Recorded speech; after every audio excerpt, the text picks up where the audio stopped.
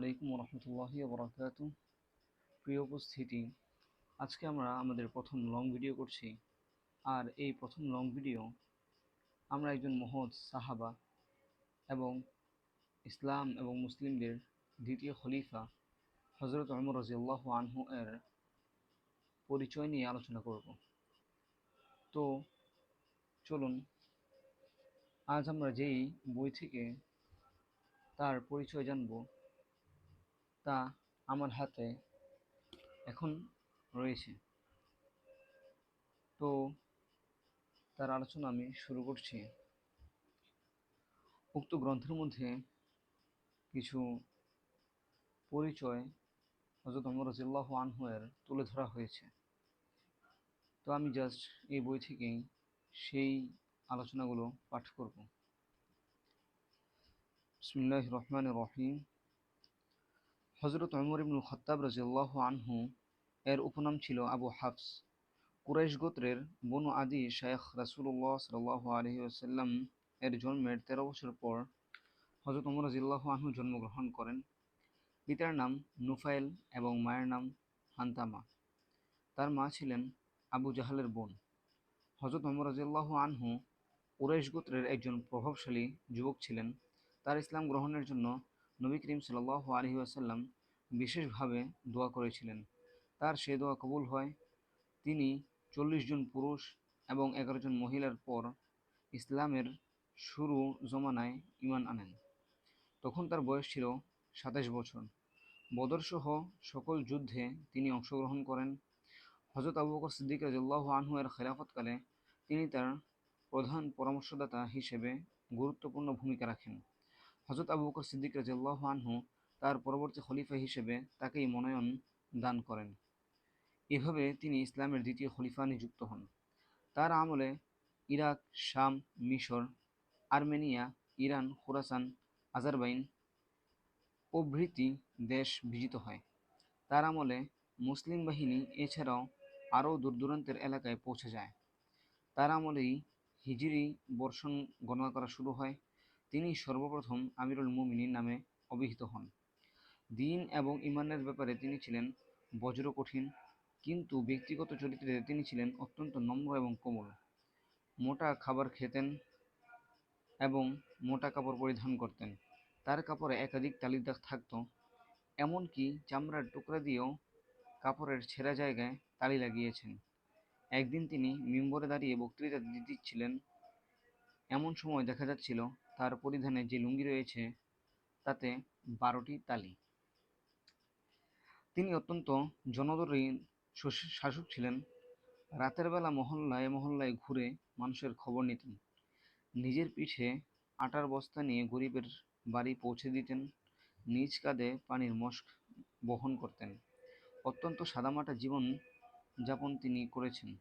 তিনি কম হাসতেন, কারো সঙ্গে রসিকতা করতেন না। তার আংটিতে লেখা ছিল, হে ওমর, উপদেশদাতা হিসেবে মৃত্যুই যথেষ্ট।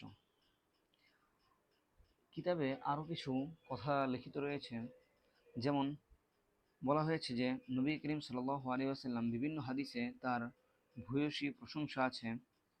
যেমন এক হাদিসে আছে, শয়তানও উমরকে ভয় পায়। অপর এক হাদিসে আছে, পৃথিবীতে আবু বকর এবং ওমর রাদিয়াল্লাহু আনহু আমার উজির, অর্থাৎ রাসূলুল্লাহ সাল্লাল্লাহু আলাইহি ওয়াসাল্লাম বলেছেন যে এই উক্ত পৃথিবীর মধ্যে হযরত ওমর রাদিয়াল্লাহু আনহু এবং আবু বকর রাদিয়াল্লাহু আনহু এই দুইজন হচ্ছেন ওনার উজির। এবং তিনি আরও বলেন যে তারা আমার চোখ এবং কান।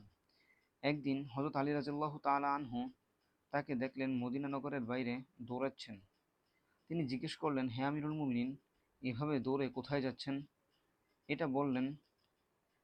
তো তিনি উত্তরে দিলেন, সৎকার একটি উট ছুটে পালিয়েছে, সেটি ধরতে যাচ্ছি। হযরত আলী রাদিয়াল্লাহু আনহু বললেন, আপনি আপনার পরের খলিফাগণকে অনেক কঠিন অবস্থায় রেখে যাচ্ছেন। তো সামনে আরও কিছু কথা আছে। যেমন বলা হয়েছে যে তার খেলাফতকাল ছিল 10 বছর এবং 5 মাস।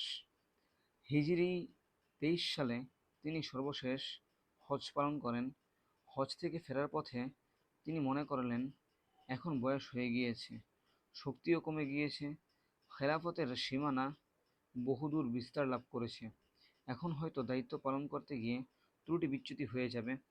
তাই দোয়া করলেন আল্লাহ তাআলা যেন তাকে নিজের কাছে তুলে নেন এবং নবী করিম সাল্লাল্লাহু আলাইহি ওয়াসাল্লামের নগরে তাকে শাহাদাত দান করেন। সুতরাং একদিন তিনি মসজিদে নববীতে ফজরের নামাজে ইমামতি করছিলেন। তখন আবু লুলু ফাইরোজ নামক এক অগ্নিপূজারী খঞ্জর দিয়ে তার উপর হামলা চালায়। খঞ্জরের আঘাতে তার পেটে গভীর ক্ষতের সৃষ্টি হয়। শেষ পর্যন্ত সে আঘাতেই তিনি শাহাদাত বরণ করেন। আর যেই সময় তিনি শাহাদাত বরণ করেন ওই সময় তার বয়স ছিল মাত্র ৬৩ বছর, যা আমাদের রাসূলুল্লাহ সাল্লাল্লাহু আলাইহি ওয়াসাল্লামও ঠিক এই ৬৩ বছর বয়সেই তিনি ইন্তেকাল করেন এবং ওমর রাদিয়াল্লাহু আনহু ৬৩ বছর বয়সে ইন্তেকাল করেন। এটা একটা উল্লেখযোগ্য ব্যাপার। তো ইন্তেকালের আগে তিনি আমাজান হযরত আয়েশা সিদ্দিকা রাদিয়াল্লাহু আনহা এর কাছে আবেদন জানিয়ে পাঠান তাকে যেন নবী করিম সাল্লাল্লাহু আলাইহি ওয়াসাল্লামের পাশে দাফন করার সুযোগ দেওয়া হয়।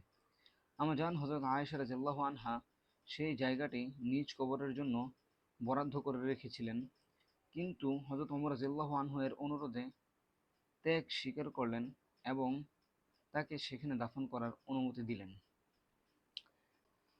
সুতরাং হযরত আবু বকর সিদ্দিক রাদিয়াল্লাহু তাআলা আনহু এর মতে নবী করিম সাল্লাল্লাহু আলাইহি ওয়াসাল্লামের জীবদ্দশায় দ্বিতীয় পরম বন্ধু এবং মন্ত্রী ওমর ফারুক রাদিয়াল্লাহু আনহু ওয়াফাতের অর্থাৎ মৃত্যুর পর অবিচ্ছেদ্য সঙ্গীরূপে তার সান্নিধ্যে শায়িত হয়েছেন।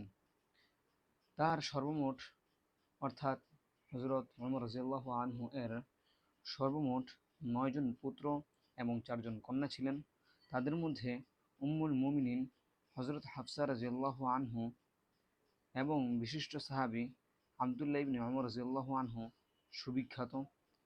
তার সূত্রে অর্থাৎ হযরত ওমর রাদিয়াল্লাহু আনহু এর সূত্রে ৫৩৭টি হাদিস বর্ণিত রয়েছে বলে জানা যায়। তো প্রিয় উপস্থিতি,